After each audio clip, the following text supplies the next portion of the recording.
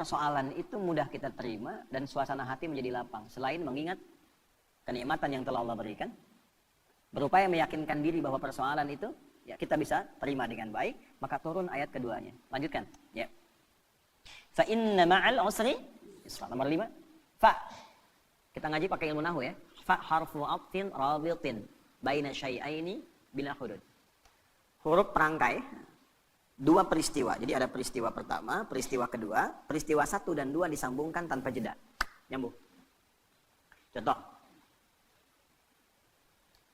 Nabi Zakaria berdoa kepada Allah. Minta dianugerahkan keturunan. Dilakukan dalam sholat. Surah Ali Imran di ayat 38. Hunalika da'a Zakaria rabbah qala rabbi habli min ladunka dzurriyyatan thayyibah innaka sami'ud du'a. Itu masih berdiri doanya. Jadi sholat berdiri minta sama Allah, ya Allah, orang-orang memvonis aku nggak akan punya keturunan. Secara medis istriku divonis maaf menopause dan mandul. Kata orang nggak mungkin. Karena makhluk memvonis tidak mungkin, aku serahkan kepadamu yang semuanya menjadi mungkin. Engkau pemberi tanpa batas, namanya Wahhab. Nah ini adab dalam Quran, kalau ada orang memvonis, ini nggak mungkin, ini nggak bisa. Itu tanda dari Allah, tinggalkan opini manusia, karena Allah memberikan tanda untuk langsung minta kepadanya, dan Allah ingin mengabulkan tanpa campur tangan makhluk. Itu, cara bacanya begitu. Begitu selesai kemudian berdoa, belum selesai sholatnya. Jadi baru, klak doanya selesai, pakai fa ayat 39-nya di Quran surah 3. Fanadathul malaikatu wa huwa qa'imun yusalli fil mihrab annallaha yubashshiruka bi Yahya. Malaikat langsung turun seketika doa selesai, malaikat turun langsung mengabari. Kamu dapat kabar gembira, doamu dijawab oleh Allah, engkau akan punya anak, bahkan Allah yang memberikan langsung namanya Yahya. Ya, artinya hidup. Kata orang mustahil, dari rahim seorang perempuan yang divonis menopause dan mandul, lahir bayi yang hidup, kata Allah tidak ada yang mustahil, jadi dan hidup dia. Namanya Yahya. Nah, jelas? Terjadinya kapan? Qaimun yusalli fil mihrab, masih berdiri dalam sholat, belum selesai sholatnya. Jadi antara doa dengan jawaban pakai fa artinya cepat tanpa jeda. Terapkan metode ini, pemahaman ini kepada ayat dimaksud ayat yang kelima. Fa inna ma'al usri yusra. Kalau sedang punya masalah, sedang dialami, ingin melapangkan hati, cepat, jangan pakai jeda. Inna ma'al usri yusra. Seringkali kita baca terjemah, tapi tidak dialihkan ke bahasa psikologi. Sungguh di dalam kesulitan itu ada bahasa gampangnya begini, pasti selesai. Gitu. Ya, setiap masalah ada solusinya, bahasa gampangnya pasti selesai. Kalau Anda menghadapi masalah, apapun itu, seberat apapun, cepat katakan, jangan pakai jeda. Pasti selesai. Gak ada yang gak ada solusinya. Insya Allah selesai. Katakan dulu. Ya. Bahkan nanti banyak ditemukan di Quran itu pakai kul, katakan. Jadi kalau hati kita masih ragu, belum keluar, keluarkan dengan lisan, katakan dengan lisan. Pasti selesai, pasti bisa. Saya bisa. Itu kita punya ayatnya, yang praktekan orang Jepang, orang Korea. Dulu tahun 96-97 itu ada acara di TPI, ya Benteng Takeshi namanya. Ya, Benteng Takeshi itu yang pakai tang tembak-tembakan itu. Begitu mau menaklukkan bentengnya itu, kan langsung itu pemandunya mengatakan, kamu bisa, kamu bisa, kamu bisa. Dipakai itu tuh.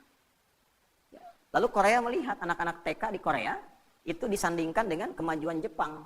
Dibawa ke suasana penjajahannya, dibawa di dunia edukasi, diambil di dunia positif. Jadi begitu masuk, sebelum masuk kelas, harus mengalahkan Jepang. Kita bisa, kita bisa. Akhirnya sampai sekarang terjadi.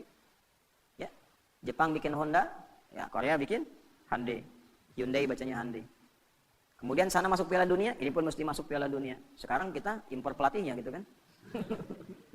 Maju sekarang. Itu cuma satu kalimat, cuma satu ayat di Quran, inna ma'al usri. Pasti bisa. Coba bawa tuh di dunia olahraga, pasti bisa. Ya. Kalau bawa atlet ini bisa, nggak ada yang nggak bisa. Bisa. Nah, katakan itu. Waduh, tapi ini mah lawannya katakan, tidak ada yang tidak mungkin. Bisa. Bisa aja dulu gitu. Perkara nanti melawannya bagaimana itu ikhtiar. Bisa aja dulu. Ya. Lakukan dulu tugas, sempurnakan. Misi selesaikan. Ya. Yang pertama dilakukan itu tanamkan pada diri kita, ini bisa nih, nggak ada yang nggak bisa. Nah itu seorang muslim begitu. Dan itu digunakan sifat ta'zimun nafsi. Bahasa bebasnya gini, kamu masih nggak yakin dengan saya? Katanya iman. Kamu beriman sama saya, tapi ragu dengan ketentuan saya. Berarti kurang sempurna imannya. Ya. Nah kalau masih ragu, dikuatkan yang kedua. Ini bukan pengulangan, di Quran nggak ada pengulangan. Kaidahnya berbunyi begini, takkidun limaknan jadid, taksisun limaknan jadid. Jadi kalau ada seperti diulang, itu sebetulnya penguat kepada makna yang baru, beda dengan yang sebelumnya. Contoh di surat Ar-Rahman itu, fabi ayyi ala'i rabbikuma tukadziban. Berapa kali disebutkan itu? Itu bukan diulang karena fabi ayyi ala yang kedua beda dengan yang pertama. Fabi ayyi ala yang ketiga beda dengan yang kedua dan yang pertama. Itu dahsyatnya Quran. Ini yang kedua, seakan-akan kita menemukannya seperti pengulangan. Satu, fa inna ma'al usri yusra. Dua, inna ma'al usri yusra. Bagaimana menerjemahkannya? Ya, katakan pada dirimu, masalah ini pasti selesai. Tidak ada masalah yang tidak ada solusinya. Kalau kamu belum yakin juga, nah, tegaskan pada jiwamu, pasti selesai. Gitu. Jelas? Ya. Kalau belum yakin juga, tegaskan pada jiwamu. Innama, pakai taukid lagi. Ya, gini, pakai ilmu alatnya. Alatnya namanya di i'rab.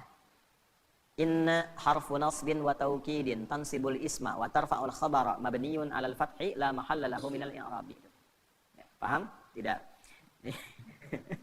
Inna harfu nasbin wa taukidin, huruf nasab. Apa itu nasab? Kalau belajarnya di nahwu sampai di harokat saja.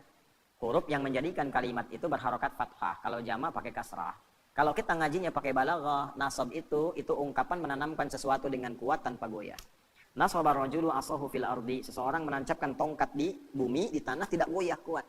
Kalau ada kalimat pakai inna di depannya, artinya tancapkan informasi itu dalam hati, jangan pernah ragu.